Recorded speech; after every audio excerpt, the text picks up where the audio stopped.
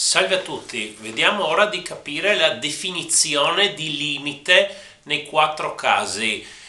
Questa definizione, la definizione di limite di solito è molto difficile da capire per gli studenti. Vediamo di chiarire questo punto, vediamo di chiarire questo concetto. Allora, incominciamo con questo. Il limite per x che va a x0 di f di x uguale a L. x0 è un punto, un valore, poi avremo un numero quando facciamo esempi specifici. Quindi cosa significa che quando andiamo a x0 il limite è L?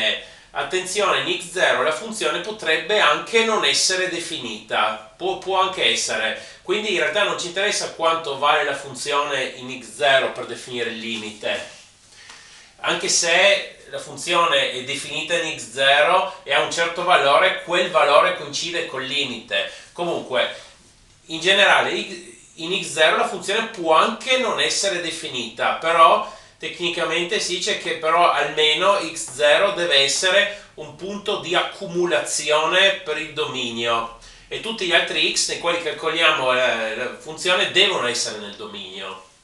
Allora, cosa significa dire che il limite è proprio L? Significa che per quanto piccolo io prenda un intorno di L, riesco sempre a trovare dei punti che la funzione manda dentro questo intorno. E allora, noi prendiamo, mettendo delle lettere in più, specificando, mettiamo un intorno di L di raggio epsilon, cioè che abbiamo qua il valore L più epsilon e L meno epsilon. Vedete che se andiamo così con la funzione, qua abbiamo questo valore, qui questo valore, qui abbiamo questa distanza e qui questa distanza. La distanza che ci interessa prendere, questo delta, sarà diciamo la minore delle due, possiamo prendere come delta, possiamo prendere la minore delle due.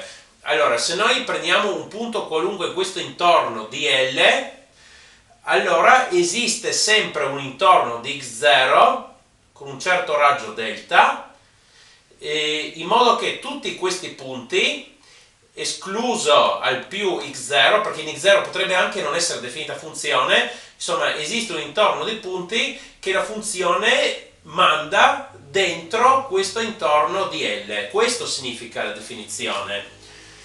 Allora, per ogni epsilon maggiore di 0, quindi per quanto io piccolo prenda epsilon, perché io prendo un certo valore, poi posso prendere uno più piccolo, e proprio per quello sarà il limite.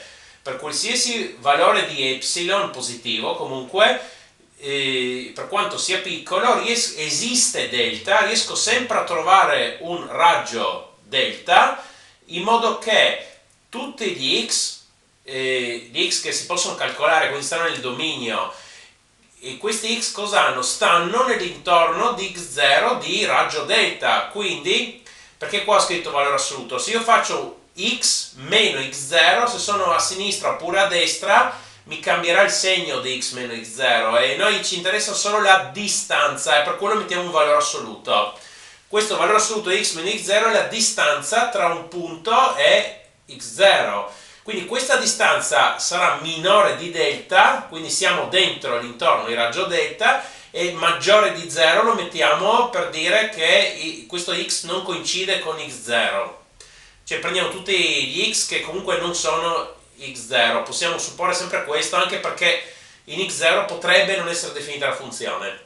Allora, tutti questi punti in questo intorno di raggio delta, cosa vale per essi? Che il loro f di x di questi punti sta dentro questo intorno, quindi la distanza tra f di x e L, tra questi f di x e il limite che ci serviva, questa distanza deve essere sempre minore di epsilon, deve stare dentro questo intorno. Allora adesso diciamolo per esteso, per ogni epsilon maggiore di 0 esiste delta maggiore di 0, tale che per ogni x per il quale vale che il valore assoluto di x meno x0 è minore di delta e maggiore di 0, segue, per questi x segue, che il valore assoluto di f di x meno L è minore di epsilon.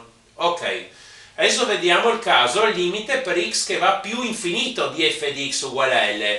L'idea sarà simile, solo che quando x aumenta, quindi va infinito, i valori f di x si avvicineranno sempre più a L. Anche qui prendo un intorno di L di raggio epsilon.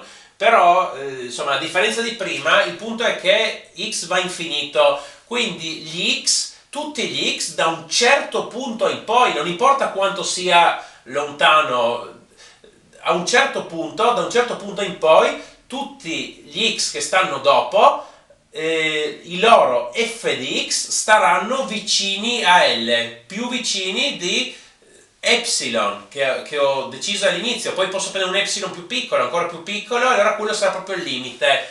Quindi per ogni epsilon maggiore di 0, prendo questo intorno, esiste un n, un valore della variabile x, in modo che per ogni x che è maggiore di questo n, la distanza tra f di x e il limite è minore di epsilon.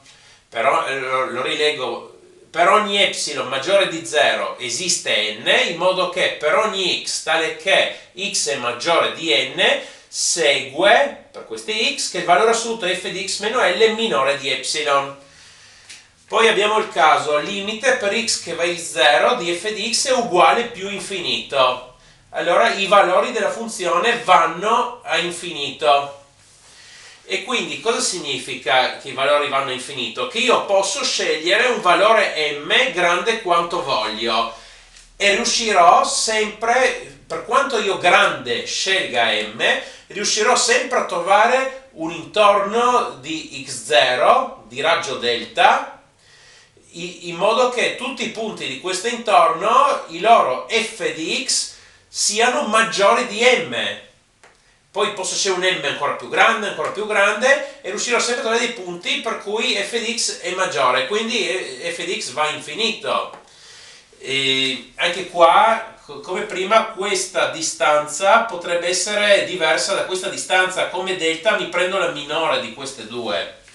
Quindi per ogni m esiste delta maggiore di 0, tale che per ogni x, per il quale il valore assoluto di x meno x0 è minore di delta ed è maggiore di 0, perché non prendo x0, segue che f di x è maggiore di m.